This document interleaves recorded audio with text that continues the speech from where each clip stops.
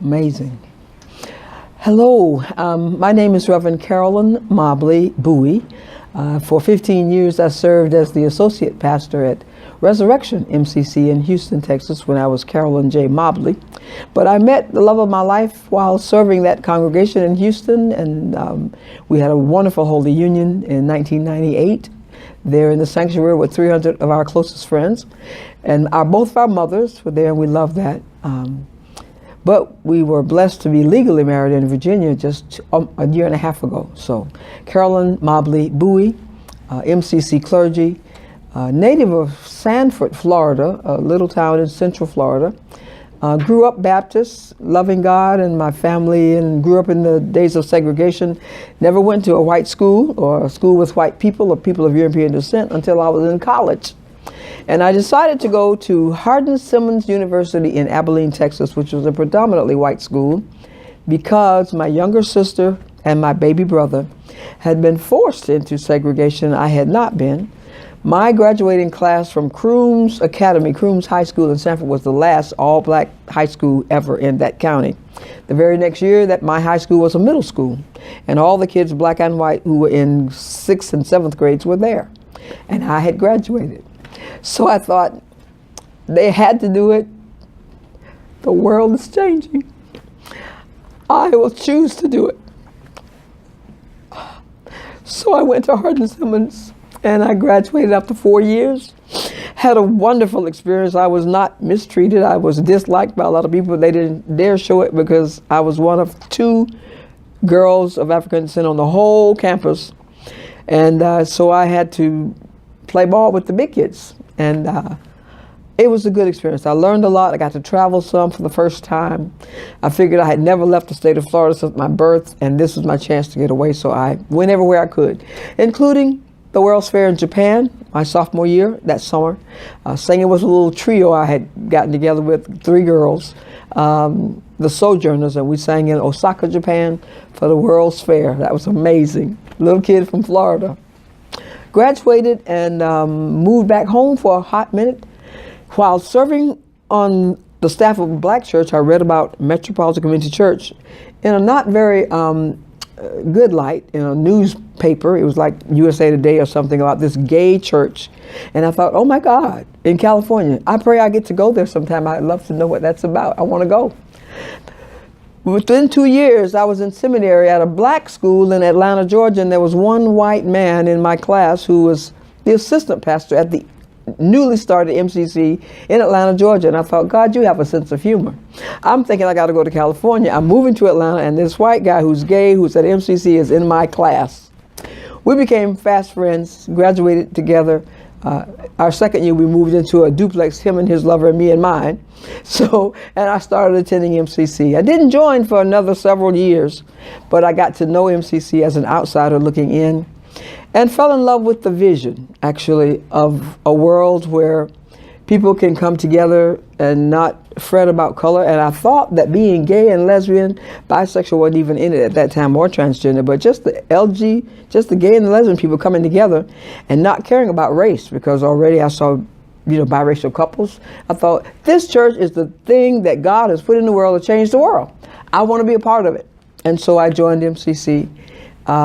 As an intentional layperson, even though I graduated seminary, I didn't feel called to be a pastor. I didn't want to be a pastor. And it took some more years and work for God to turn that around. So by the time I had worked in a secular job after graduating from seminary, well, first of all, I have to tell you, I was hired by the Southern Baptist Convention when I graduated from seminary as a full-time career home missionary. This is a predominantly white, if you know, Baptist group, and I'm serving in a predominantly black city, but in a black neighborhood at a mission center, and I loved it. But I was closeted as a lesbian, and 5 years after working there, they decided, this person is not showing like anything like a heterosexual. We need to ask her and get rid of her. And so I was brought in and questioned about whether I'm a lesbian or not, and I refused to answer that question directly. I did decide going in I would not lie, so I never said, no, I'm not a lesbian. But I did say, I think you have a problem with people who are different, period, whether it's a woman, gay, straight, whatever. And so I skirted that issue, but I decided it's time to go. And so I offered my resignation and joined MCC in the same year, 1981. Joined MCC and then moved forward with that new sense of community. But I had been attending since my friend from MCC came in with me at ITC, Interdenominational Theological Center. Fast forward, the church, MCC, needed more pastors than anything else, and so I kind of reluctantly became clergy. In 1990, the pastor who had started the church in Atlanta, he left there and went to Fort Lauderdale and then ended up in Houston. I got kicked out, basically, or asked to resign as a Southern Baptist home missionary, and so I joined MCC in 81 and worked a secular job for almost 10 years, thinking I don't need the church, they don't want me, I don't want them. So 10 years later, John Gill called and said, I want you to come to Houston, Texas and be my assistant pastor. I said, I'm not ordained and I don't want to be. He said, well, we'll talk about that, just come. So I came as an intentional layperson, and they helped me through my boot camp, and I got ordained in 18 months, and the rest is history. Served there for 15 years, and then felt called to move home to Florida to be with my family for a while. My mother died in 2005, and so I was ready to go ahead and leave. I did the interim pastoral training and became interim pastor now it's been two different churches completed. One in Oklahoma, one in Virginia, and possibly now my next assignment will be in Michigan, where I live with my partner. After her mother died, left her the house, we now have a home in Saginaw, Michigan. So I live there with my partner, the Reverend Adrian Mobley Bowie. And we do, in our spare time, a ministry of inspiration, which we want to make our full-time retirement thing, a gig, to share praise and prose as God blessed me with more voice to sing, her with greater poetry to share. We will travel and do that, but for the next few years, at least one that I'm committed to, maybe 2 or 3, I'll be an intentional interim pastor for MCC where needed.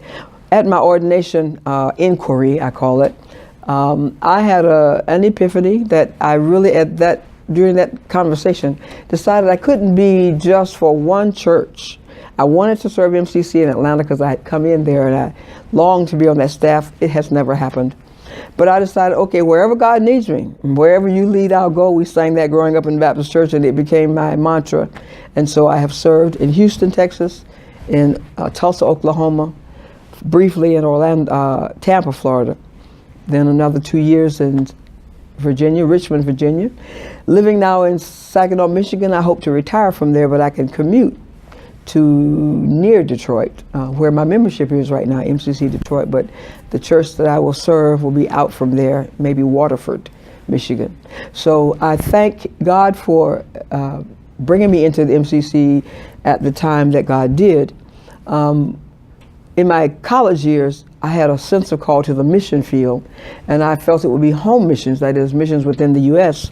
And if you're unfamiliar with what missions is, it's really about being in a different culture and serving comfortably. My culture is African American. I grew up in the black church. That's all I knew for years and years and years. And then I got acquainted with Southern Baptist churches, which prepared me in a way for MCC because it was predominantly of European descent. And so I see my call within MCC as my serving in home missions. Really kind of home missions and foreign missions put together, because there are people from all over the world in all of our churches, many of our churches, and I get to serve them. A culture different from mine, but bringing all that I am to that, including my blackness, my gayness, my womanness, and feeling that there's a place for all of it within MCC. All of me is not welcome in any one place, but parts of me are welcome everywhere. So I'm finding niches here and there and making my life as well-rounded and whole as I can within MCC, and I'm grateful for that. I see that as the wave of the future for us, that as we grow our congregations, we'll have to understand that all of us are called to be missionaries in a way, serving our homeland and beyond, but cultures that may not be our first culture or choice of culture, being welcomed in our congregations and in our midst, so that all of our churches look like heaven. It's not going to be no one thing in heaven. It's going to be everybody. And so if we want to be comfortable in heaven, we got to get ready now by being in churches that are multiracial, multicultural, and even different languages. God will give us our heavenly language at that point in time. But I'm grateful to be in MCC, and I thank God for all of you. Peace out.